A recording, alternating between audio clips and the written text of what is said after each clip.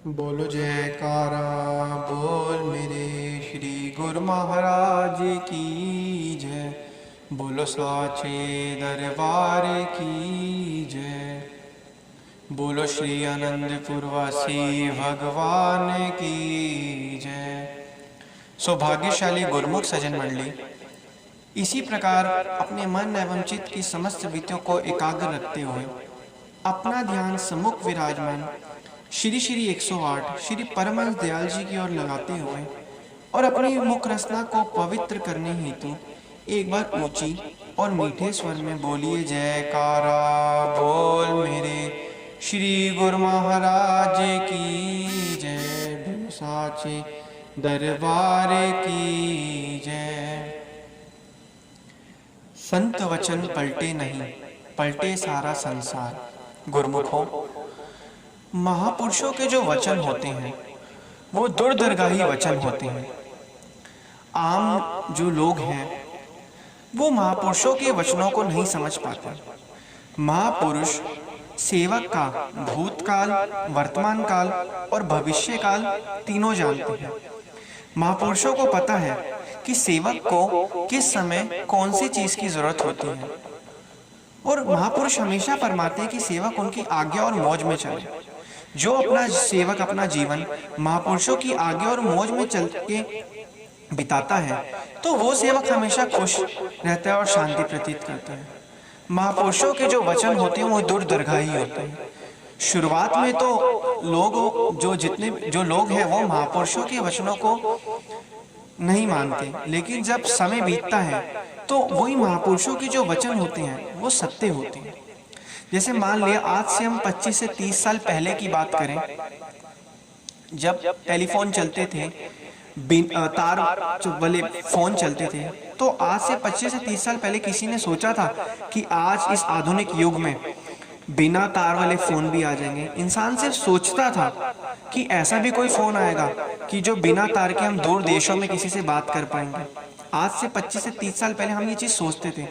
अब 25 से 30 साल बाद आज आ जाओ, आज हम देखते हैं वो फोन हमारे पास आ चुका है, और आज हम उसका फोन का आधुनिक युग में उन फोनों का, उन चीजों का, उस जो टेक्नोलॉजी का हम यूज कर रहे हैं। इसी प्रकार महापुरुषों के भी वचन इसी तरीके के दूरदर्गाही होते हैं। शुरुआत में तो लोग उसको मानते नहीं है, लेकिन जब समय बीतता है, समय आता है, वो समय जब ये प्रवचन सत्य होते हैं तब लोगों को विश्वास होता है कि महापुरुषों ने जो वचन फरमाए थे वो हमारी मौज और हमारी आज्ञा के लिए फरमाए थे। आज के समय में लोग कहते हैं कि मेरे साथ ऐसे हुआ, मेरे साथ वैसे हुआ, ऐसे होना चाहिए था, वैसे होना चाहिए था। तो हम कहते हैं, हमने ये जो एक पंक्ति है जरूर सुनी कि जो होता है अच्छे के लिए होता है। एक बार की बात है, एक बार अकबर राजा अपने दरबार में बैठा हुआ था और साथ में बीरबल भी बैठा हुआ था। जब अकबर और बीरबल दोनों आपस में बैठे हुए थे तो अकबर राजा जो थे वो सेब को काट रहे थे चाकू से। जब वो सेब को काट रहे थे चाकू से, तो चाकू से सेब को काटते काटते उनका हाथ जो था चाकू से कट गया और हाथ जख्मी हो गया और खून निकलने लग गया। ये स्थिति को देखकर बीरबल बोले, जो होता है अच्छे के लिए होता है, जो होता है अच्छे के लिए होता है। अकबर ने कहा बीरबल को गुस्से में, बीरबल, यहाँ पर मुझे दर्द हो रहा है, मेरे हाथों से खून निकल रहा है और तुम बार बार ये बोल रहे हो जो होता है अच्छे के लिए होता है, जो होता है अच्छे के लिए होता है। फिर बीरबल जो था फिर वही बोल रहा जो होता है अच्छे के लिए होता है। अकबर ने गुस्से में कहा कि बीरबल, अगर अब तुमने बोला जो होता है अच्छे के लिए होता है तो मैं तुम्हें दरबार से बाहर निकाल दूंगा, बर्खास्त कर दूंगा।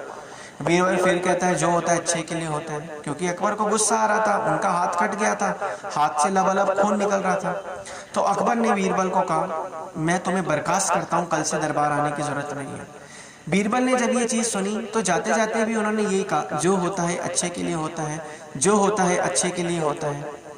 अकबर ये देखकर हैरान। अगले दिन अकबर हर बार की तरह जब शिकार करने जंगल में गए अपनी सेना के साथ, तो जब वो सेना के साथ जंगल में गए तो एक जंगल में बहुत बड़ा तूफान आ गया था, रेतीला तूफान आ गया था।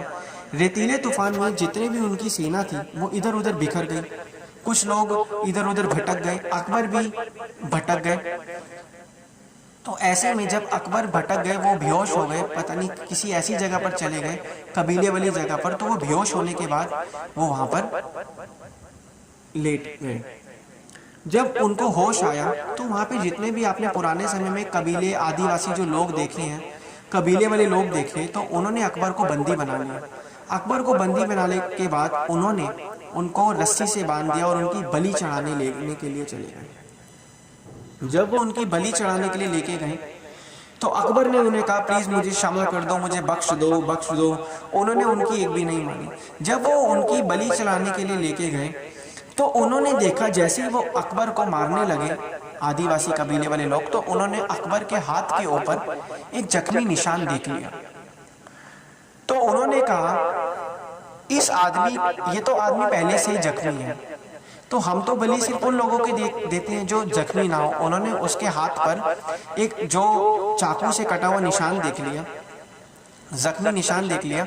तो उन्होंने अकबर को छोड़ दिया। उन्होंने कहा, तुम्हारी किस्मत अच्छी है कि तुम्हारे यह हाथ पर निशान था, अगर ये हाथ पर निशान ना होता, जख्मी ना होते, तो आज तुम बलि का बकरा बन जाते।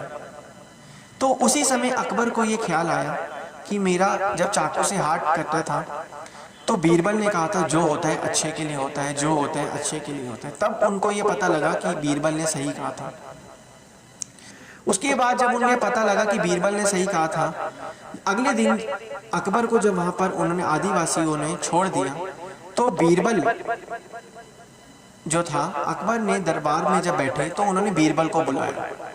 उन्होंने बीरबल को बुलाया और क्षमा मांगी कि बीरबल मुझे माफ कर दो, कल मैंने तुम्हें इतना गुस्से में दरबार से बर्खास्त कर दिया था, निकाल दिया था। आज मुझे पता लग गया कि तुमने सही कहा, जो होता है अच्छे के लिए होता है।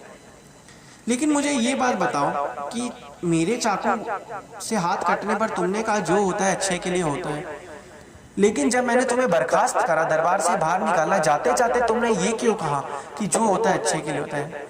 बीरबल ने कहा, शहंशाह, अगर मान लिया आपका वो हाथ चाकू से ना कटता, या अगर आपका वो हाथ चाकू से कट गया और अगर आप मुझे उस दरबार से बाहर ना निकालते, तो हर बार की तरह जब हम शिकार पे जाते, जैसा कि हम हर बार शिकार पे जाते हैं, तो जब रेतीले तूफान में आप भी भटक गए थे और मैं भी भटक जाता, आप तो अपने जख्म के चक्कर में बच जाते, लेकिन मेरा तो बलि का बकरा बन जाना था ना। तो इसलिए बीरबल ने कहा, जो होता है अच्छे के लिए होता है। अगर आप मुझे बर्खास्त ना करते, मैं आपके साथ वहां पर जाता शिकार पर, तो आप तो बच जाते, लेकिन मेरी बलि चढ़ जाती। तो अकबर बड़ा प्रसन्न हुए, मुस्कुराए और उन्होंने कहा, ठीक है बीरबल, हम समझ गए, जो होता है अच्छे के लिए होता है, जो होता है अच्छे के लिए होता है। इसलिए महापुरुष भी अपने वचनों में यही फरमाते हैं कि जो महापुरुषों की आज्ञा और मौज है, हमें उसमें ही हमेशा चलना चाहिए, हमें उन्हीं की आज्ञा में और मौज में रहना चाहिए, क्योंकि वो भली बातें जानते हैं कि सेवक की अच्छाई और सेवक का भला किसमें है। जो होता है अच्छे के लिए ही होता है, यही महापुरुष हमेशा हमें फरमाते हैं। जो हो रहा है वो भी अच्छे के लिए होता है, जो हो चुका है वो भी अच्छे के लिए हुआ था, और जो होगा वो भी अच्छे के लिए ही होगा। हमें बस उनकी आगे और मौज में चलकर भक्ति के नियमों की पालना करनी है, उसके बाद जिम्मा उन्होंने ही हमारा लेना।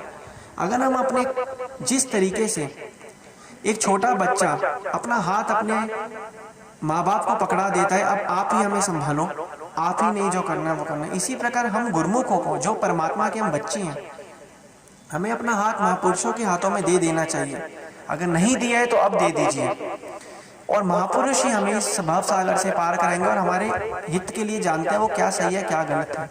तो उसी के हिसाब से ही वो हमसे कर्म करवाते हैं और हमारी हमेशा भला सोचते हैं और हमें अच्छे कर्म करने के लिए शिक्षा देते हैं, और हमें यही कहते हैं कि भक्ति रूपी कर्मों को करो और भक्ति में ध्यान लगाओ। बोलो जयकारा बोल मेरे श्री गुरु महाराज की जय, बोलो साचे दरबार की जय, बोलो श्री सतगुरुदेव भगवान।